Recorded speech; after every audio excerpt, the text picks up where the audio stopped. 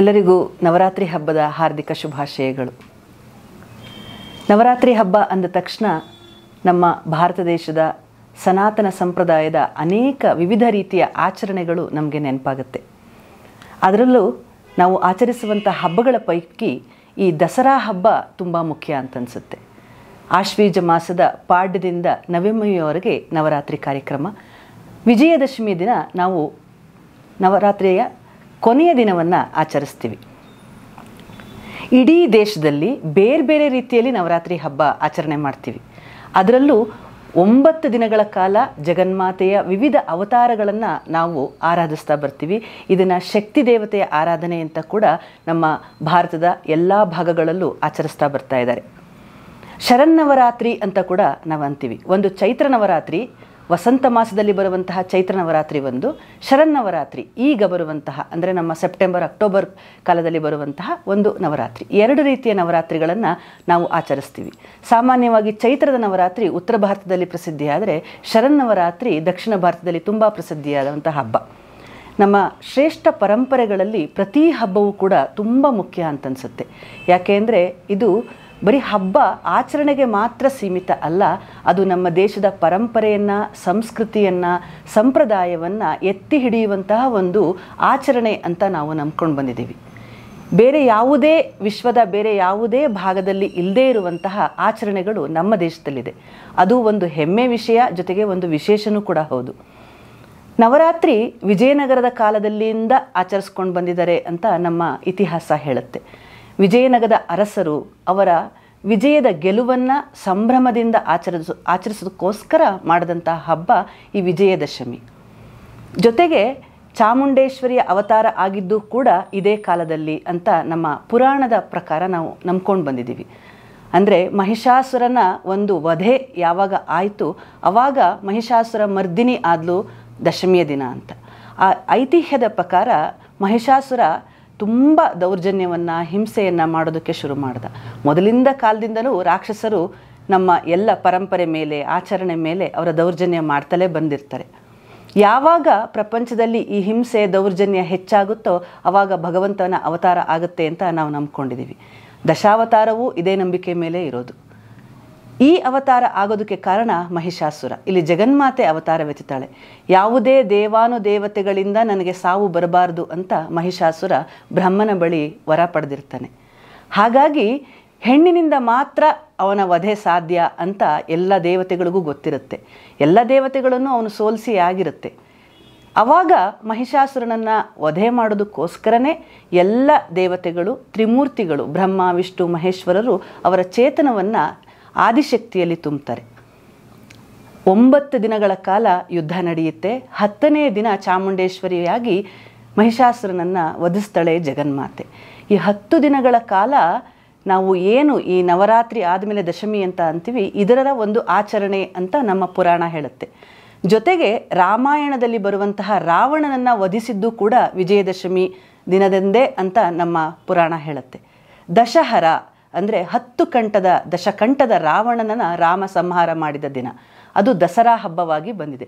ಹೀಗೆ ಈ ದಸರಾ ಹಬ್ಬಕ್ಕೆ ಅನೇಕ ಪುರಾಣ ಇತಿಹಾಸಗಳ ಕಥೆಗಳು ಬೇರೆ ಬೇರೆ ರೀತಿಯ ಒಂದು ನಂಬಿಕೆಯನ್ನು ಬೆಳೆಸ್ಕೊಂಡು ಬಂದಿದೆ. ಜೊತೆಗೆ ಆಮೇಲೆ ಬಂದಂತಹ ಅನೇಕ ರಾಜ ಮಹಾರಾಜರುಗಳು ಕೂಡ ಇದನ್ನು ಒಂದು ಪರಂಪರೆಯಾಗಿ ಬೆಳೆಸ್ಕೊಂಡು ಬಂದರು. ಅದರಲ್ಲಿ ಮುಖ್ಯವಾಗಿ ನಮ್ಮ ಮೈಸೂರು ಅರಸರು, ಜೊತೆಗೆ ವಿಜಯನಗರದ ಅರಸರು ಇದನ್ನು ಒಂದು ಹಬ್ಬವಾಗಿ ಮುಂದುವರಿಸ್ಕೊಂಡು ಬಂದರು. ಈ ನವರಾತ್ರಿಯಲ್ಲಿ 9 ದಿನಗಳ ಕಾಲ ಹೇಗೆ ಜಗನ್ಮಾತೆಯ ಆರಾಧನೆ ಆಗುತ್ತೋ ಅದೇ ರೀತಿ ಬೇರೆ ಬೇರೆ ಕಡೆ ನಮ್ಮ ದೇಶದಲ್ಲಿ, ಪಶ್ಚಿಮ ಬಂಗಾಳದಲ್ಲಿರಬಹುದು, ತಮಿಳುನಾಡಿನಲ್ಲಿರಬಹುದು, ಕಾಶ್ಮೀರದಿಂದ ಕನ್ಯಾಕುಮಾರಿಯವರೆಗೂ ವಿವಿಧ ರೀತಿಯಲ್ಲಿ ನಾವು ದಸರಾ ಹಬ್ಬವನ್ನು ಆಚರಿಸ್ಕೊಂಡು ಬಂದಿದ್ದೀವಿ. ಮಹಿಷಾಸುರನಿಗೆ ವಧೆ ಮಾಡೋದಕ್ಕೋಸ್ಕರ ಎಲ್ಲ ದೇವಾನುದೇವತೆಗಳು ಜಗನ್ಮಾತೆಗೆ ಶಕ್ತಿಯನ್ನು ತುಂಬುತ್ತಾರೆ. ಜೊತೆಗೆ ಅವರವರ ಆಯುಧಗಳನ್ನು ಕೂಡ ತಾಯಿಗೆ ಕೊಡ್ತಾರೆ. ಈ 9 ದಿನಗಳ ಕಾಲ ಯುದ್ಧ ನಡಿಬೇಕಾದ್ರೆ ಅವರೆಲ್ಲ ಹಾಗೇ ಇದ್ದರು. ಅಂದರೆ ಯಾವುದೇ ಶಕ್ತಿ ಇಲ್ಲದಲೇ ಬೊಂಬೆ ರೀತಿ ಇದ್ದರು ದೇವತೆಗಳು ಅನ್ನುವ ಒಂದು ನಂಬಿಕೆ ಇದೆ. ಹಾಗಾಗಿ ಆ ದೇವತೆಗಳು ಬೊಂಬೆ ರೀತಿ ಇದ್ದರೂ ಕೂಡ ಅವರಿಗೆ ಸಲ್ಲಬೇಕಾದಂತಹ ಪೂಜೆ ಪುನಸ್ಕಾರಗಳು ಸಲ್ಲಬೇಕಾಗಿತ್ತು. ಜೊತೆಗೆ 10ನೇ ದಿನ ರಾಕ್ಷಸನ ಸಂಹಾರ ಆದಮೇಲೆ ತಾಯಿಗೋಸ್ಕರ ನೀಡಿದಂತಹ ಎಲ್ಲ ಆಯುಧಗಳು ಅವ್ರ ಹತ್ರ ವಾಪಸ್ ಬಂದ ಮೇಲೆ ಅವರು ಮತ್ತೆ ಪರಿಪೂರ್ಣರಾದರು ಅಂತ ಒಂದು ನಂಬಿಕೆ. ಈ 9 ದಿನಗಳ ಕಾಲ ದೇವತೆಗಳು ಬೊಂಬೆ ರೀತಿ ಇದ್ರಲ್ಲ, ಆ ಬೊಂಬೆಗಳನ್ನು ಪೂಜಿಸುವಂತಹ ಒಂದು ಪರಂಪರೆ ಬಂತು ಅಂತ ಒಂದು ಕತೆ ಹೇಳುತ್ತೆ. ಇನ್ನೊಂದು ಕಥೆಯಲ್ಲಿ ಏನು ಬರುತ್ತೆ ಅಂತಂದರೆ, ಈ ನಾವು ಏನು ಬೊಂಬೆ ಇಡ್ತೀವಲ್ಲ, ಈ ಬೊಂಬೆಗಳು ನಮ್ಮ ಜೀವನಕ್ಕೆ ಬೇಕಾದಂತಹ ಏನೇನು ಸವಲತ್ತುಗಳನ್ನು ಕೊಟ್ಟಿರುತ್ತವೆ, ಅಂದರೆ ಅದು ಮಹಾರಾಜರಿರಬಹುದು, ಮಹಾರಾಣಿ ಇರಬಹುದು, ನಮ್ಮ ಮನೆ ದೇವರಿರಬಹುದು, ಹೀಗೆ ಪ್ರತಿಯೊಂದನ್ನು ಪೂಜಿಸುವಂತಹ ಒಂದು ನಂಬಿಕೆ. ನಮ್ಮ ಭಾರತೀಯ ಪರಂಪರೆಯಲ್ಲಿ ಪ್ರತಿಯೊಂದು ವಸ್ತುವು ಕೂಡ ಪೂಜನೀಯವೇ. ಅಂದರೆ ನಾವು ಇಲ್ಲಿ ಕಣಕಣದೆ ಶಾರದೆ ಅಂತ ಒಂದು ಹಾಡಿದೆ, ನೀವೆಲ್ಲ ಕೇಳಿರ್ತೀರ. ಜೊತೆಗೆ ಕಂಕರ್ ಕಂಕರ್ ಮೇ ಶಂಕರ್ ಹೇ ಅಂತ ನಮ್ಮ ಮಾಜಿ ಪ್ರಧಾನಿಗಳು ಕೂಡ ಹೇಳಿದರು. ಅಂದರೆ ನಮ್ಮ ಹುಟ್ಟಿನಿಂದ ಸಾವಿನವರೆಗೆ ನಾವು ಬಳಸುವ ಪ್ರತಿಯೊಂದು ವಸ್ತುವನ್ನು ಗೌರವಿಸುವ, ಪುರಸ್ಕರಿಸುವ, ಪೂಜಿಸುವ ಅತ್ಯಂತ ಶ್ರೇಷ್ಠ ಸಂಸ್ಕೃತಿ ನಮ್ಮ ಸನಾತನ ಸಂಪ್ರದಾಯದಲ್ಲಿ ಬಂದಿದೆ. ಅದು ಭೂಮಿ ಇರಬಹುದು, ಸಮುದ್ರ ವಸನೆ ದೇವಿ ಪರ್ವತಸ್ಥನ ಮಂಡಲೆ ಅಂತ ನಾವು ಭೂಮಿಯನ್ನು ಕಣ್ಣುಗೊತ್ಕೊಂಡು ಅದರ ಭೂಮಿ ತಾಯಿ ಮೇಲೆ ಕಾಲಿಡ್ತೀವಿ. ಜೊತೆಗೆ ಗಂಗೆ ಪೂಜೆ ಮಾಡ್ತೀವಿ, ಜೊತೆಗೆ ಆಕಾಶಕ್ಕೂ ಕೂಡ ಪೂಜೆ ಮಾಡ್ತೀವಿ. ನಮಗೆ ಮರ, ಇಲ್ಲಿ ಗಿಡ, ಪ್ರಾಣಿ, ಪಕ್ಷಿ, ಪ್ರತಿಯೊಂದು ವಸ್ತು ಕೂಡ ನಾವು ಪೂಜೆ ಮಾಡ್ಕೊಂಡು ಬಂದಿದ್ದೀವಿ. ಹಾಗಾಗಿ ಒಂದೊಂದು ಹಬ್ಬದ ಆಚರಣೆಯಲ್ಲಿ ನಮಗೆ ಯಾವ್ಯಾವ ವಸ್ತುಗಳನ್ನು ನಾವು ಬಳಸ್ತೀವೋ ಅದನ್ನು ಪೂಜಿಸುವಂತಹ ಒಂದು ಸೌಭಾಗ್ಯ ಈ ಪರಂಪರೆಯಲ್ಲಿ ಬಂದಿದೆ. ಈ ನವರಾತ್ರಿಯಲ್ಲೇ ನಾವು ಆಯುಧ ಪೂಜೆಯನ್ನು ಕೂಡ ಮಾಡ್ತೀವಿ. ಯಾಕೆ ಆಯುಧ ಪೂಜೆ ಮಾಡ್ತೀವಿ? ನಾವು ಪ್ರತಿಯೊಂದು ವಸ್ತುವನ್ನು ಬಳಸ್ತೀವಲ್ಲ, ಅದು ಒಂದು ಗೌರವ ಸಲ್ಲಿಸುವ ಒಂದು ಪರಂಪರೆ. ಅಂದರೆ ಅದು ಅವರವರ ವೃತ್ತಿಗೆ ಸಂಬಂಧಪಟ್ಟ ಹಾಗೆ ಇದು ಮುಂದುವರ್ಕೊಂಡು ಹೋಗುತ್ತೆ. ಅಂದರೆ ಇಲ್ಲಿ ಕೃಷಿ, ಮೊದಲನೇದಾಗಿ ನಾವು ಕೃಷಿಯನ್ನೇ ಶುರು ಮಾಡೋದು. ಅಂದರೆ ಒಬ್ಬ ವ್ಯವಸಾಯ ಮಾಡಬೇಕಾದ್ರೆ ಭೂಮಿಯನ್ನು ಮುಟ್ಟಿ ನಮಸ್ಕರಿಸಿ, ನೇಗಿಲನ್ನು ಪೂಜಿಸಿ ನಂತರ ಕೃಷಿಯನ್ನು ಆರಂಭ ಮಾಡ್ತಾರೆ. ಅಂದರೆ ನಮಗೆ ಪ್ರತಿಯೊಂದು ವಸ್ತುವೂ ದೇವರೇ, ಪ್ರತಿಯೊಂದು ಕಣಕಣದಲ್ಲೂ ದೇವರೇ ಇದ್ದಾನೆ ಅಂತ ನಂಬುವಂತಹ ಪದ್ಧತಿ ನಮ್ಮದು. ಹಾಗಾಗಿ ಕೃಷಿಕ ನೇಗಿಲನ್ನು ಪೂಜೆ ಮಾಡ್ತಾನೆ. ಹಾಗೆ ಜೊತೆಯಲ್ಲಿ ನಾವು ಬಳಸುವಂತಹ ವಸ್ತುವನ್ನು ಅವತ್ತು ಆಯುಧ ಪೂಜೆ ದಿನ ನಾವು ಪೂಜೆ ಮಾಡ್ತೀವಿ. ಈ ನವರಾತ್ರಿಯಲ್ಲಿ ಪ್ರತಿಯೊಂದನ್ನು ಹೇಗೆ ಪೂಜೆ ಮಾಡ್ತೀವೋ, ಬೊಂಬೆಗಳ ಹಬ್ಬ ಅನ್ನೋದು ಕೂಡ ಇನ್ನೊಂದು ಪೂಜಾ ಪದ್ಧತಿ. ದಸರಾ ಹಬ್ಬದಲ್ಲಿ ಜಗನ್ಮಾತೆಯ ಆರಾಧನೆ ಒಂದು ಕಡೆ ಆದರೆ, ನವರಾತ್ರಿಯ ಬೊಂಬೆ ಇನ್ನೊಂದು ಆರಾಧನೆ. ಇದಕ್ಕೂ ಒಂದು ಐತಿಹ್ಯ ಇದೆ. ಅಂದರೆ ರಾಜ ಪ್ರತ್ಯಕ್ಷ ದೇವತಾ ಅಂತ ಹೇಳ್ತಾರೆ. ಯಾವಾಗ ಮಹಾರಾಜರು ನಮ್ಮನ್ನೆಲ್ಲ ಆಳ್ತಾ ಇದ್ರು, ಆವಾಗ ಪ್ರತಿಯೊಬ್ಬರ ಮನೆಗೂ ಮಹಾರಾಜರು ಹೋಗೋಕ್ಕಾಗ್ತಿರ್ಲಿಲ್ಲ, ಪ್ರತಿಯೊಂದು ಕಡೆಯೂ ಮಹಾರಾಜರ ದರ್ಶನ ಆಗ್ತಾ ಇರಲಿಲ್ಲ. ಹಾಗಾಗಿ ನವರಾತ್ರಿಯಲ್ಲಿ ರಾಜ ರಾಣಿಯನ್ನು ಕೂರಿಸಿ ಪಟ್ಟದ ಬೊಂಬೆಗಳು ಅಂತ ಅವ್ರನ್ನ ಕೂರಿಸಿ ಮನೆಯಲ್ಲಿ ಕೂರಿಸಿ ಪೂಜೆ ಮಾಡುವಂತಹ ಒಂದು ಪರಿಪಾಠ ಬಂತು. ಜೊತೆಗೆ ನಮ್ಮಲ್ಲಿ ಒಂದು ಪದ್ಧತಿ ಇದೆ. ಪ್ರತಿ ಮದುವೆಯಲ್ಲೂ ಕೂಡ ಗಂಡು ಹೆಣ್ಣಿಗೆ ಒಂದು ಬೊಂಬೆ ಜೊತೆ ಬೊಂಬೆಯನ್ನು ನೀಡುವಂತಹ ಒಂದು ಪರಿಪಾಠ ಇದೆ. ಅಂದರೆ ಮುಂದುವರಿಸ್ಕೊಂಡು ಹೋಗು, ಈ ಪದ್ಧತಿಯನ್ನು ಮುಂದಿನ ಪೀಳಿಗೆಗೆ ದಾಟಿಸುವಂತಹ ಒಂದು ಕರ್ತವ್ಯ. ಬೊಂಬೆ ಹಬ್ಬದಲ್ಲಿ ನಾವು ಇದನ್ನು ಮಾಡ್ಕೊಂಡು ಬರ್ತೀವಿ. ಏನೋ ಆ ಪಟ್ಟದ ಬೊಂಬೆ ಜೊತೆ ಬೇರೆ ಬೇರೆ ಬೊಂಬೆಗಳನ್ನು ಪೂಜಿಸುವಂತಹ ಒಂದು ಸಂಪ್ರದಾಯ. ಒಂದೊಂದು ಮನೆಯಲ್ಲಿ ಒಂದೊಂದು ರೀತಿಯ ಸಂಪ್ರದಾಯ ಇರುತ್ತೆ. ನಾವು 9 ದಿನ ನಾವು ಏನು ಆಚರಿಸ್ತೀವಿ, ಕೆಲವ್ರ ಮನೇಲಿ 10 ದಿನವೂ ಬೊಂಬೆಯನ್ನು ಕೂರಿಸುವಂತಹ ಸಂಪ್ರದಾಯ ಇರುತ್ತೆ. ಕೆಲವ್ರ ಮನೇಲಿ ಸರಸ್ವತಿ ಹಬ್ಬದಿಂದ 3 ದಿನ ಕೂರಿಸುವಂತಹ ಸಂಪ್ರದಾಯ ಇರುತ್ತೆ. ಈ ಬೊಂಬೆಗಳನ್ನು ಕೂರಿಸುವುದೇ ಒಂದು ವಿಶೇಷ. ಅದೇನಪ್ಪ ಅಂತಂದರೆ, ಇಲ್ಲಿ ಬೇರೆ ಬೇರೆ ಹಂತಗಳಲ್ಲಿ, ಅಂದರೆ 3 ಹಂತ ಅಥವಾ 5 ಅಥವಾ 7, ಈ ಥರ 3, 5, 7, 9 ಹಂತಗಳಲ್ಲಿ ಬೊಂಬೆಯನ್ನು ಕೂರಿಸ್ತಾರೆ. ಒಬ್ಬೊಬ್ಬರ ಮನೆಯಲ್ಲಿ ಒಂದೊಂದು ಥರ ಸಂಪ್ರದಾಯ ಇರುತ್ತೆ. ಮೊದಲನೇ ಹಂತದಲ್ಲಿ ನಮ್ಮ ರಾಜ, ಮಹಾರಾಜ, ಮಹಾರಾಣಿಯರ ಬೊಂಬೆಯನ್ನು ಕೂರಿಸ್ತೀವಿ. ಪಟ್ಟದ ಬೊಂಬೆ ಅಂತ ನಾವು ಕರಿತೀವಿ.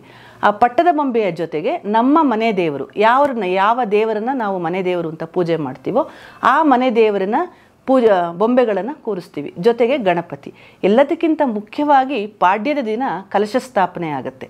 ಕಲಶ ಸ್ಥಾಪನೆ ಆದಮೇಲೆ ಕೆಲವ್ರ ಮನೇಲಿ ಅದರಲ್ಲಿ ಧಾನ್ಯ ಹಾಕ್ತಾರೆ, ಕೆಲವ್ರ ಮನೇಲಿ ನೀರಿನ ಮುಖಾಂತರ ಕಲಶ ಸ್ಥಾಪನೆ ಮಾಡ್ತಾರೆ, ಕೆಲವರು ನವರತ್ನಗಳನ್ನು ಹಾಕ್ತಾರೆ. ಹೀಗೆ ಒಂದೊಂದು ಮನೆಯಲ್ಲಿ ಒಂದೊಂದು ರೀತಿ ಅದು ಸಂಪ್ರದಾಯ ಇರುತ್ತೆ. ಒಟ್ಟಿನಲ್ಲಿ ಮೊದಲನೇ ದಿನ ಕಲಶ ಸ್ಥಾಪನೆ ಆದರೆ 10ನೇ ದಿನದವರೆಗೂ ಕಲಶವನ್ನು ಕದಲಿಸೋಲ್ಲ. ಕಲಶ ಸ್ಥಾಪನೆ ಜೊತೆಗೆ ನಾವು ಬೇರೆ ಬೇರೆ ದೇವರುಗಳನ್ನ ಇಟ್ಕೊಂಡ್ಬರ್ತೀವಿ. ಈ ಬೊಂಬೆ ಕೂರಿಸೋದ್ರಲ್ಲೂ ಕೂಡ ತುಂಬ ವಿಶೇಷವಾದ ರೀತಿಯಲ್ಲಿ ಒಬ್ಬೊಬ್ಬರು ಇದನ್ನು ಪಾಲಿಸ್ಕೊಂಡು ಬಂದಿದ್ದಾರೆ. ಅಂದರೆ ಈಗ ಪಟ್ಟದ ಬೊಂಬೆ ತುಂಬ ಮುಖ್ಯ, ರಾಜ ರಾಣಿ ಇದ್ದೇ ಇರ್ತಾರೆ, ಜೊತೆಗೆ ಮನೆ ದೇವರು ಇರ್ತಾರೆ. ಅದಾದ ಮೇಲೆ ಬರೋದು ನಮ್ಮ ಸಂಸ್ಕೃತಿ, ನಮ್ಮ ಇತಿಹಾಸ, ನಮ್ಮ ಪುರಾಣವನ್ನು ಸಾರುವಂತಹ ಬೊಂಬೆಗಳು. ಹಿಂದೆ ಎಲ್ಲ ಮಣ್ಣಿಂದ ಬಂದ ಕಾಯ ಮಣ್ಣಿಗೆ ಹೋಗಬೇಕು ಅನ್ನೋ ಒಂದು ಮಾತಿತ್ತು. ಮಣ್ಣಿನ ಬೊಂಬೆಗಳನ್ನೇ ಪೂಜೆ ಮಾಡ್ತಾ ಇದ್ದಿದ್ದು. ಮಣ್ಣಿನಿಂದಲೇ ತಯಾರಿಸಿದಂತಹ ಬೊಂಬೆಗಳನ್ನ ತಂದು ನಾವು ಪೂಜೆ ಮಾಡ್ತಾ ಇದ್ವಿ. ಜೊತೆಗೆ ಈ ಮಣ್ಣಿಂದ ಮಾಡಿದಂತಹ ಬೊಂಬೆಗಳಿಗೆ ವಿಶೇಷ ರೀತಿಯ ಬಣ್ಣವನ್ನು ಕೂಡ ಹಚ್ಚಲಾಗ್ತಾ ಇತ್ತು. ಅದು ಸಾವಯವ ಬಣ್ಣವನ್ನೇ ಬಳಸಿ ಮಾಡ್ತಂತಹ ಒಂದು ಪದ್ಧತಿ ಹಿಂದೆ ಇತ್ತು. ಈಗ ಅದು ಆಧುನಿಕ ಕಾಲದಲ್ಲಿ ಬೇರೆ ಬೇರೆ ರೀತಿ ಬೊಂಬೆಗಳು ಬಂದಿದೆ. ಆದರೂ ಇವತ್ತು ನಿಜವಾಗಿ ಪೂಜೆಗೆ ಅರ್ಹ ಅಂದರೆ ಅದು ಮಣ್ಣಿಂದ ಮಾಡೋ ಬೊಂಬೆಗಳು, ಜೊತೆಗೆ ಚನ್ನಪಟ್ಟಣದ ಮರದ ಬೊಂಬೆಗಳು. ಈ ಎರಡೂ ಬೊಂಬೆಗಳಲ್ಲಿ ಎಲ್ಲ ರೀತಿಯ ನಮ್ಮ ಇತಿಹಾಸದ ಪುರಾಣದ ಪ್ರತಿಯೊಂದು ಕಥೆಗಳನ್ನು ಸಾರುವಂತಹ ಬೊಂಬೆಗಳನ್ನು ಇಡುವ ಪದ್ಧತಿ. ಪಟ್ಟದ ಬೊಂಬೆ ಮನೆ ದೇವರು, ಅದಾದಮೇಲೆ ರಾಮಾಯಣದ ಕಥೆಯನ್ನು ಸಾರುವಂತಹ ಬೊಂಬೆಗಳು, ಆಮೇಲೆ ಅಷ್ಟದಿಕ್ಪಾಲಕರು, ಅಷ್ಟಲಕ್ಷ್ಮಿಯರು, ಕೃಷ್ಣನ ಬಾಲಲೀಲೆಗಳನ್ನು ತೋರಿಸುವಂತಹ ಬೊಂಬೆಗಳು. ಹೀಗೆ ಪ್ರತಿಯೊಂದರಲ್ಲೂ ಬರುವಂತಹ ಏನೇನು ನಮ್ಮ ಇತಿಹಾಸ ಸಾರುತ್ತೆ ಆ ಎಲ್ಲ ಬೊಂಬೆಗಳನ್ನು ಇಟ್ಟು ಪೂಜೆ ಮಾಡುವಂತಹ ಒಂದು ಪದ್ಧತಿ. ಜೊತೆಗೆ ಅದಾದ ನಂತರ ಹಳ್ಳಿಯಲ್ಲಿ ಕೃಷಿಕರು ಮಾಡುವಂತಹ ಪೂಜೆ, ಅಂದರೆ ಈಗ ಮಳೆ ಬಂದು ನಿಂತು ಈಗ ಫಸಲು ಬರುವಂತಹ ಕಾಲ ಈ ಹಬ್ಬ ಬರೋದು. ಹಾಗಾಗಿ 9 ದಿನಗಳು ಒಂದು ಬೀಜವನ್ನು ಬಿತ್ತಿ 10ನೇ ದಿನ ಮೊಳಕೆಯನ್ನು ಪೂಜೆ ಮಾಡುವಂತಹ ಪದ್ಧತಿ ಕೂಡ ಹಳ್ಳಿಗಳಲ್ಲಿ ಇದೆ. ಕೆಲವ್ರ ಮನೇಲಿ ಧಾನ್ಯಗಳನ್ನು 9 ರೀತಿಯ ಧಾನ್ಯಗಳನ್ನು ಮೊದಲನೇ ದಿನ ಬಿತ್ತಿ 10ನೇ ದಿನ ಆ ಮೊಳಕೆಯನ್ನು ಪೂಜೆ ಮಾಡುವಂತಹ ಪದ್ಧತಿ ಕೂಡ ಇದೆ.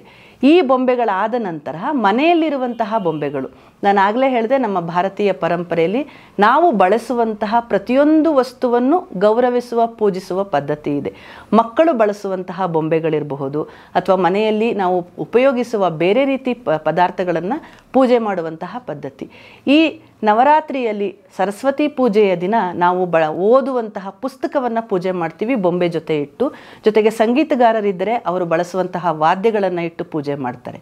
ಅದಾದ ನಂತರ ಆಯುಧ ಪೂಜೆ, ನಾವು ಬಳಸುವ ಪ್ರತಿಯೊಂದು ವಸ್ತು, ಅಂದರೆ ನಾವು ಏನು ಮಾಡ್ತೀವಿ, ಯಾವುದೇ ಅದು ಕತ್ತಿ ಇರಬಹುದು, ಚಾಕು ಇರಬಹುದು, ನಾವು ಬಳಸುವಂತಹ ಇತ್ತೀಚೆಗೆ ಬಂದಂತಹ ವಾಷಿಂಗ್ ಮಿಷಿನ್ ಇರ್ಬೋದು, ಮಿಕ್ಸಿ ಇರ್ಬೋದು, ಅಂದರೆ ಅದನ್ನೆಲ್ಲ ನಮ್ಮ ಸುಖಕ್ಕೋಸ್ಕರ ನಮ್ಮ ಜೀವನಕ್ಕೋಸ್ಕರ ವರ್ಷ ಇಡೀ ಕೆಲಸ ಮಾಡಿರುತ್ತಲ್ಲ, ಒಂದು ದಿನ ಅದನ್ನು ಗೌರವಿಸುವಂತಹ ಕೆಲಸ.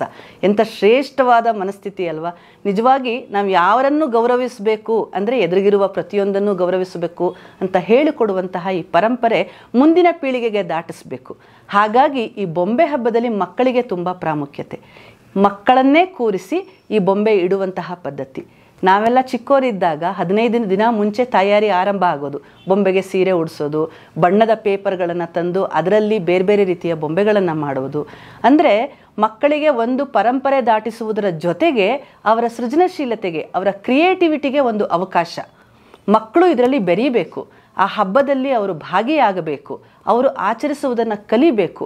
ಇದು ಇದರ ಮುಖ್ಯವಾದ ಉದ್ದೇಶ. ಜೊತೆಗೆ ಎಲ್ಲದಕ್ಕಿಂತ ಇಷ್ಟ ಆಗೋದು ಬೊಂಬೆ ಬಾಗಿನ. ಅಂದರೆ ನಾವು 10 ದಿನಗಳ ಕಾಲ ವಿವಿಧ ರೀತಿಯ ಆಚರಣೆಗಳ ಜೊತೆಗೆ ಬೆಳಗ್ಗೆ ಪೂಜೆ, ಸಂಜೆ ನೈವೇದ್ಯ, ಆರತಿ ಇದೆಲ್ಲ ಮಾಡ್ತೀವಿ ಬೊಂಬೆಗೆ. ಈ ವಿಶೇಷ ಏನಪ್ಪ ಅಂತಂದರೆ ಬೊಂಬೆ ಬಾಗಿನ ಅಂದರೆ ನಾವು ಮಾಡುವ ತಿಂಡಿಯನ್ನು ಮಕ್ಕಳಿಗೋಸ್ಕರ ಸಣ್ಣ ಸಣ್ಣದಾಗಿ ಮಾಡೋದು. ಅದು ಚಕ್ಲಿ ಇರ್ಬೋದು, ಕೋಡ್ಬಳೆ ಇರ್ಬೋದು, ನಿಪ್ಪಟ್ಟಿರ್ಬೋದು, ಒಬ್ಬಟ್ಟಿರ್ಬೋದು, ಏನೇ ಮಾಡಿದ್ರು ಸಣ್ಣ ಸಣ್ಣದಾಗಿ ಮಕ್ಕಳಿಗೆ ಮಾಡಿಕೊಟ್ಟು ಆ ಮಕ್ಕಳನ್ನು ಕೂರಿಸಿ ಪೂಜೆ ಮಾಡಿಸಿ ಆರತಿ ಮಾಡಿ ಮಕ್ಕಳಿಗೆ ಬೊಂಬೆ ಬಾಗಿನವನ್ನು ಹಂಚುವಂತಹ ಒಂದು ಪದ್ಧತಿ. ಇದು ಮಕ್ಕಳಿಗೆ ತುಂಬ ಖುಷಿ ಕೊಡುತ್ತೆ. ಮನೆ ಮನೆಗೆ ಹೋಗಿ ಅವರು ಬೊಂಬೆ ಮುಂದೆ ಆರತಿ ಮಾಡಿ, ಹಾಡು ಹೇಳಿ ಅಥವಾ ಕೋಲಾಟ ಮಾಡಿ ಅಥವಾ ನೃತ್ಯ ಮಾಡಿ ಪ್ರತಿಯೊಂದನ್ನು, ಅಂದರೆ ಅವರು ಆ ಸಂಸ್ಕೃತಿಯ ಪರಿಚಯ ಆಗಬೇಕು. ಈ ವರ್ಷ ಹಾಡಿದ ಹಾಡನ್ನೇ ಮುಂದೆ ವರ್ಷ ಹಾಡಬಾರ್ದು ಅಂತ ಹೇಳಿ ಕಳಿಸೋರು ಹಿಂದೆ ಎಲ್ಲ. ಅಂದರೆ ಹೊಸ ಹಾಡು ಕಲೀರಿ, ಹೊಸ ಡ್ಯಾನ್ಸ್ ಕಲೀರಿ, ಕೋಲಾಟ ಮಾಡ್ಕೊಂಡು ಬನ್ನಿ, ವಿವಿಧ ರೀತಿಯ ಅಲಂಕಾರಗಳನ್ನು ಮಾಡ್ಕೊಂಡು ಬನ್ನಿ. ಹೀಗೆ ಅಂದರೆ ಸಂಸ್ಕೃತಿ ಪರಿಚಯ, ಜೊತೆಗೆ ಒಬ್ಬರ ಮನೆಯಿಂದ ಇನ್ನೊಬ್ಬರ ಮನೆಗೆ ಹೋಗುವಂತಹ ಒಂದು ಆಚರಣೆ, ಅಂದರೆ ಪರಿಚಯ ಆಗಬೇಕು. ಸಾಮಾಜಿಕವಾಗಿ ಬೆರೆಯುವಂತಹ ಬಾಂಧವ್ಯವನ್ನು ವೃದ್ಧಿಸಿಕೊಳ್ಳುವಂತಹ ಒಂದು ನಡವಳಿಕೆ ಅವರಲ್ಲಿ ಆರಂಭ ಆಗಬೇಕು. ಸಣ್ಣ ಮಕ್ಕಳಿಂದ ಆರಂಭ ಆಗಬೇಕು ಅನ್ನೋದು ಇದರ ಮಹತ್ತರ ಉದ್ದೇಶ. ಪರಿಚಯನೇ ಇರಬೇಕು ಅಂತೇನಿಲ್ಲ. ಪಕ್ಕದ ಮನೇಲಿ ಬೊಂಬೆ ಇಟ್ಟಿದ್ದಾರಾ, ಮುಂದಿನ ಮನೇಲಿ ಬೊಂಬೆ ಇಟ್ಟಿದ್ದಾರಾ, ಹೋಗಿ ನೋಡ್ಕೊಂಬರೋಣ ಅನ್ನೋದು ಒಂದಿತ್ತು. ಈಗ ಕಮ್ಮಿ ಆಗಿರಬಹುದು, ಆದರೆ ಉಳಿಸ್ಕೊಂಡಿರೋರು ಇವತ್ತಿಗೂ ಉಳಿಸ್ಕೊಂಡಿದ್ದಾರೆ ಈ ಪದ್ಧತಿ ಎಲ್ಲವನ್ನು. ಆ ಮಕ್ಕಳಿಗೋಸ್ಕರ ಇದು ಬೊಂಬೆ ಬಾಗಿನ ಅಂತ ಶುರುವಾಯಿತು. ಜೊತೆಗೆ ಈ ತಿಂಡಿ ಹಂಚುವಿಕೆ ಇದೆಯಲ್ಲ, ಇದರಲ್ಲೂ ಒಂದು ವಿಶೇಷ. ಅಂದರೆ ಒಂದೊಂದು ದೇವಿಗೆ ಒಂದೊಂದು ರೀತಿಯ ಆರಾಧನೆ ಆಗಿರುತ್ತೆ. ಅದನ್ನೇ ಸಂಜೆ ಮತ್ತೆ ಮಕ್ಕಳಿಗೋಸ್ಕರ ಬೇರೆ ಬೇರೆ ರೀತಿಯ ತಿಂಡಿಗಳನ್ನ, ಅದು ಕೋಸಂಬರಿ ಇರಬಹುದು, ಉಸ್ಲಿ ಇರಬಹುದು, ಒಂದು ಪೌಷ್ಟಿಕವಾದ ಆಹಾರವನ್ನು ಕೊಡೋ ರೀತಿಯಲ್ಲೂ ಇರಬಹುದು. ಜೊತೆಗೆ ಮಕ್ಕಳಿಗೆ ವಿವಿಧ ರೀತಿಯ ಆಹಾರಗಳ ಪರಿಚಯ, ಅಂದರೆ ನಮ್ಮ ಪ್ರಾದೇಶಿಕತೆಗೆ ಏನಿರುತ್ತೆ, ಇಲ್ಲಿ ನಾವೇನು ಬೆಳಿತೀವಿ ಅದರ ಧಾನ್ಯಗಳ ಪರಿಚಯ ಕೂಡ ಆಗಬೇಕು ಆ ಮಕ್ಕಳಿಗೆ ಅನ್ನೋದು ಒಂದು ಉದ್ದೇಶ. ಜೊತೆಗೆ ಅವರು ಒಂದು ಹಾಡನ್ನು ಕಲಿಯೋದಿರ್ಬೋದು, ಅಥವಾ ಕೋಲಾಟ ಮಾಡೋದಿರ್ಬೋದು, ಜೊತೆಗೆ ಲಲಿತಾ ಸಹಸ್ರನಾಮವನ್ನು ಹೇಳೋದಿರಬಹುದು, ಅಥವಾ ಬೇರೆ ಬೇರೆ ರೀತಿ ಈ ಸಾಮಾಜಿಕವಾಗಿ ಬೆರೆಯೋದ್ರ ಜೊತೆ ಅವ್ರಿಗೆ ಎಲ್ಲ ಕಲೆಗಳ ಪರಿಚಯ ಆಗಬೇಕು. ಯಾರ ಮನೇಲಿ ಏನು ಬೊಂಬೆ ಇಟ್ಟಿದ್ದಾರೆ ಆ ಕಥೆಯನ್ನು ಹೇಳುವುದು, ಕತೆ ಹೇಳೋದು ಕೂಡ ಇದ್ರದ್ದು ಒಂದು ಭಾಗ. ದಸರಾ ಹಬ್ಬದ ಮತ್ತೊಂದು ವಿಶೇಷ ಏನಪ್ಪ ಅಂದರೆ ಆ ಬೊಂಬೆಗಳ ಕತೆ ಹೇಳೋದು. ಮಕ್ಕಳನ್ನ ಕೂರಿಸ್ಕೊಂಡು ಅವ್ರ ಮನೇಲಿ ಯಾವ ರೀತಿ ಬೊಂಬೆ ಇಟ್ಟಿದ್ದಾರೆ, ಏನೇನು ಇಟ್ಟಿದ್ದಾರೆ ಅದರ ಕತೆ ಹೇಳಬೇಕು. ಅಲ್ಲಿ ನಾನು ಆಗಲೇ ಹೇಳ್ದಂಗೆ ರಾಮಾಯಣ ಬರುತ್ತೆ, ಮಹಾಭಾರತ ಬರುತ್ತೆ, ಕೃಷ್ಣನ ಬಾಲಲೀಲೆಗಳು ಬರುತ್ತೆ, ಅಷ್ಟಲಕ್ಷ್ಮಿಯರು ಬರ್ತಾರೆ, ಆಮೇಲೆ ಗಣಪತಿಯ ವಿವಿಧ ಅವತಾರಗಳು ಬರುತ್ತೆ. ಎಲ್ಲದಕ್ಕಿಂತ ಹೆಚ್ಚಾಗಿ ಆ ದೇವತೆಗಳ ಆಕಾರ, ಅವರ ರೂಪು, ಅವರ ಆಯುಧಗಳ ಪರಿಚಯ, ಅದರಿಂದಿರುವಂತಹ ಕತೆ, ಯಾವ ಪ್ರಾಣಿ ಪಕ್ಷಿಗಳು ಅಲ್ಲಿರುತ್ತವೆ. ಅಂದರೆ ನಾನು ಆಗಲೇ ಹೇಳ್ದಂಗೆ ಪ್ರತಿಯೊಂದು ಪ್ರಾಣಿ ಪಕ್ಷಿ ಮರ ಗಿಡ ಇಲ್ಲಿ ಪೂಜನೀಯ. ವಾಹನಗಳು ಯಾವ್ಯಾವುದು? ವಿಷ್ಣು ಗರುಡನ ಮೇಲೆ ಕೂತಿರ್ತಾನೆ, ಈಶ್ವರ ನಂದಿವ ಮೇಲೆ ಕೂತಿರ್ತಾನೆ, ಸರಸ್ವತಿ ನವಿನ ಮೇಲೆ ಕೂತಿರ್ತಾಳೆ, ಗಣಪತಿ ಇಲಿ ಮೇಲೆ ಕೂತಿರ್ತಾನೆ. ಹೀಗೆ ಪ್ರತಿಯೊಂದರ ಪರಿಚಯ ಮಕ್ಕಳಿಗೆ ಆಗ್ತಾ ಹೋಗುತ್ತೆ.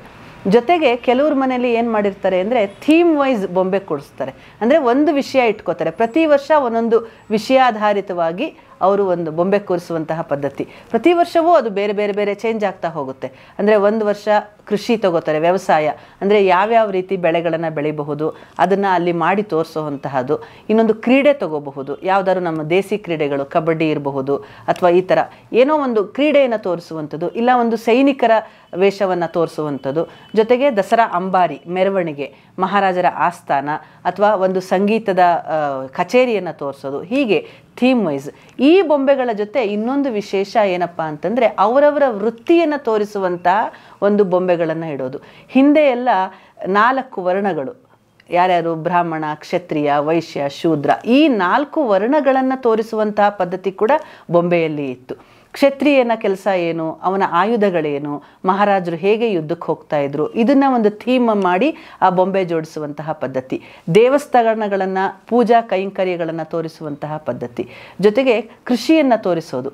ಎಲ್ಲದಕ್ಕಿಂತ ಹೆಚ್ಚಾಗಿ ಕಡೆಯಲ್ಲಿ ಬರುವಂತಹ ಅಂದರೆ ಒಂದು ಫನ್ಗೋಸ್ಕರ, ತಮಾಷೆಗೋಸ್ಕರ ಶೆಟ್ಟಪ್ಪ ಶೆಟ್ಟಮ್ಮ ಅಂತ 2 ಬೊಂಬೆಗಳನ್ನು ಕೂರಿಸೋದು. ಅಂದರೆ ಹಿಂದೆ ಆ ವೈಶ್ಯ ವೃತ್ತಿಯನ್ನು ಗೌರವಿಸುವುದು, ಒಂದಂದರೆ ಅಂಗಡಿಯಲ್ಲಿ ಸಿಗುವಂಥ ಸಾಮಾನನ್ನು ಕೂಡ ನಾವು ತರುವಂತಹ ರೀತಿಯನ್ನು ಅದನ್ನು ಕೂಡ ಗೌರವಿಸುವಂತಹ ಒಂದು ಪದ್ಧತಿ. ಅಲ್ಲಿ ಎಲ್ಲ ಧಾನ್ಯಗಳನ್ನು ಇಟ್ಟು ಇಬ್ಬರನ್ನು ಕೂರಿಸಿ ಅಂಗಡಿಯಲ್ಲಿ ಸಾಮಾನನ್ನು ಜೋಡಿಸುವಂತಹ ರೀತಿಯಲ್ಲಿ ಜೋಡಿಸಿ ಅದನ್ನು ಕೂಡ ನಾವು ಬೊಂಬೆಯ ರೀತಿಯ ಬೊಂಬೆ ಮನೆಯಲ್ಲೇ ಇಟ್ಟು ಪೂಜಿಸುವಂತಹ ರೀತಿ. ಅಂದರೆ ಇಲ್ಲಿ ನಾವು ಏನನ್ನು ನೋಡ್ಬೋದು ಅಂದರೆ ನಾವು ನಮ್ಮ ಬದುಕಿನಲ್ಲಿ ನೋಡುವಂತಹ ಪ್ರತಿಯೊಂದು ಕ್ಷಣಗಳು, ಪ್ರತಿಯೊಂದು ರೀತಿಯ ಜನಗಳು, ನಮ್ಮ ಬದುಕಿನ ರೀತಿಗಳು ಎಲ್ಲವ ಪರಿಚಯ ಈ ಬೊಂಬೆ ಮನೆಯಲ್ಲಿ ಆಗ್ಬಿಡೋದು. ಮಕ್ಕಳಿಗೆ ಬೇಕಾಗಿರೋದೇ ಅದೇ ಅಲ್ವಾ, ಅವರ ಬದುಕಿನ ರೀತಿ. ಮುಂದೆ ಜೀವನವನ್ನು ಅವರು ಮಾಡಬೇಕಾದ್ರೆ ಯಾರ್ಯಾರು ಪರಿಚಯ ಆಗಬೇಕು, ಅವ್ರಿಗೆ ಅವರು ಹೇಗೆ ರೂಢಿಸ್ಕೊಂಡು ಹೋಗಬೇಕು, ಅದು ಧಾರ್ಮಿಕವಾಗಿರಬಹುದು, ದೇವರಗಳ ಪರಿಚಯ ಇರ್ಬೋದು, ಪುರಾಣಗಳ ಇತಿಹಾಸದ ಪರಿಚಯ ಇರಬಹುದು, ಮಹಾರಾಜರನ್ನು ಗೌರವಿಸುವಂತಹ, ನಮ್ಮನ್ನು ಆಳುವವರನ್ನು ಗೌರವಿಸುವಂತಹ ರೀತಿ ಇರಬಹುದು. ಇದರ ಪರಿಚಯ ಮಕ್ಕಳಿಗೆ ಆಗ್ತಾ ಇತ್ತು. ಜೊತೆಗೆ ಬರುವಂತಹ ಮಕ್ಕಳಿಗೆ ಕತೆ ಹೇಳುವುದು, ಅಲ್ಲಿ ಏನೇನು ಬರುತ್ತೆ, ಕೃಷ್ಣನ ಬಾಲಲೀಲೆಗಳನ್ನು ಹೇಳೋದು, ಮಹಾಭಾರತದ ಕೆಲವು ಕಥೆಗಳನ್ನು ತಗೊಳ್ಳೋದು, ಅಥವಾ ರಾಮಾಯಣದಲ್ಲಿ ರಾವಣನ ವಧೆ ಹೇಗಾಯಿತು, ಸೀತಾಪರಣ ಹೇಗಾಯಿತು, ಜಟಾಯುವಿನ ಕತೆ ಹೇಗಾಯಿತು, ಇದನ್ನು ಪ್ರತಿಯೊಂದನ್ನು ಹೇಳುವಂಥ ರೀತಿ ತುಂಬ ಮುಖ್ಯ ಆಗ್ತಾ ಇತ್ತು. ಇದೆಲ್ಲ ಮಕ್ಕಳಿಗೆ ಏನಾಗೋದು, ಅವರು ಮುಂದಿನ ವರ್ಷಕ್ಕೆ ತಯಾರಿ ಚೆನ್ನಾಗಿರೋದು. ಅಂದರೆ ಹಾಡು ಕಲಿಯೋದ್ರ ಜೊತೆ ಮುಂದಿನ ವರ್ಷ ಹೊಸ ಕಥೆಯನ್ನು ಹೇಳೋದಿರ್ಬೋದು. ಈ ಹಬ್ಬ ಬರೀ ಮಕ್ಕಳಿಗಷ್ಟೇ ಅಲ್ಲ, ಮಕ್ಕಳಿಂದ ಹಿರಿಯರವರೆಗೂ ಕೂಡ ಪ್ರತಿಯೊಂದನ್ನು ಅನುಭವಿಸುವಂತಹ, ಅದನ್ನು ಸಂಭ್ರಮಿಸುವಂತಹ ಮನಸ್ಥಿತಿಯನ್ನು ಬೆಳೆಸೋದ್ರ ದ್ಯೋತಕ ಈ ನವರಾತ್ರಿ ಹಬ್ಬ. ಅಂದರೆ ಮುಂದಿನ ಪೀಳಿಗೆಗೆ ದಾಟಿಸುವುದು, ಎಷ್ಟು ಒಳ್ಳೆಯ ರೀತಿಯಲ್ಲಿ ದಾಟಿಸೋದು ನಮ್ಮ ಕರ್ತವ್ಯ ಅನ್ನೋದನ್ನು ತೋರಿಸೋದು ಕೂಡ ಈ ದಸರಾ ಹಬ್ಬದ ವಿಶೇಷ ಅಂತಲೇ ಹೇಳಬಹುದು. ಜೊತೆಗೆ ನಾನಾಗಲೇ ಹೇಳಿದಾಗೆ ಇಡೀ ಭಾರತದಲ್ಲಿ ಬೇರೆ ಬೇರೆ ರೀತಿಯಲ್ಲಿ ನಾವು ದಸರಾ ಹಬ್ಬವನ್ನು, ಈ ಬೊಂಬೆ ಹಬ್ಬವನ್ನು ಮಾಡ್ಕೊಂಡು ಬರ್ತೀವಿ. ಅದು ಪಶ್ಚಿಮ ಬಂಗಾಳದಲ್ಲಿ ದುರ್ಗಾ ಪೂಜೆ ಇರ್ಬೋದು, ಅಲ್ಲಿ ಕಾಳಿಯ ಅವತಾರವನ್ನು ಪೂಜೆ ಮಾಡ್ತಾರೆ. ಕಾಶ್ಮೀರದಲ್ಲಿ ಇನ್ನೊಂದು ಥರ ಪೂಜೆ ಮಾಡ್ತಾರೆ. ನಾವು ದಕ್ಷಿಣ ಭಾರತದಲ್ಲಿ, ತಮಿಳುನಾಡಿನಲ್ಲಿ, ಆಂಧ್ರ ಪ್ರದೇಶದಲ್ಲಿ ನಾವು ಬೇರೆ ರೀತಿಯ ಆರಾಧನೆಗಳನ್ನು ಮಾಡ್ತೀವಿ. ನಾವಿಲ್ಲಿ ದಸರಾ ಹಬ್ಬ ಅಂತ ಏನು ಮಾಡ್ತೀವಿ, ಬೊಂಬೆ ಕೂರಿಸುವ ಹಬ್ಬ ಅಂತೀವಿ.